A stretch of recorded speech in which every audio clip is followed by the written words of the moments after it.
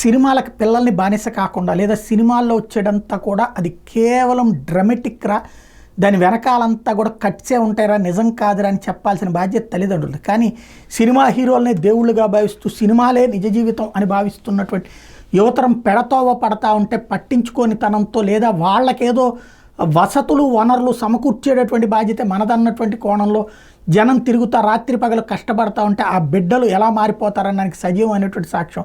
Lucky Bhaskar అనేటువంటి సినిమాలో పేదరికం లేకపోతే కనుక తీవ్రమైనటువంటి ఇబ్బందులు పడ్డటువంటి హీరో తప్పుడు మార్గాలు అనుసరించి ఆ తప్పుడు మార్గాల ద్వారా డబ్బులు సంపాదిస్తాడు.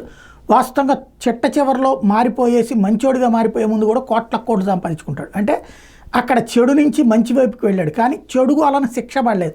దాన్ని అడ్డు పెట్టుకుని ఇప్పుడు తాజాగా లక్కీ భాస్కర్ సినిమా చూసి 4 విద్యార్థులు అదృశ్యమయ్యారట. విశాఖపట్నంలో లక్కీ భాస్కర్ హీరోలా ఇల్లు కార్లు సంపాదిస్తామని చెప్పేసి విద్యార్థులు ఫ్రెండ్స్కి చెప్పి హాస్టల్ నుండి పరారయ్యారు. ఇప్పుడు వాళ్ళని ఎట్లా బట్టి రావాలో అర్థం కాక, ఏ లక్కీ భాస్కర్ని బట్టి రావాలో అర్థం కాక తిప్పలు పడ్డం పోలీసులు వంతవుతోంది.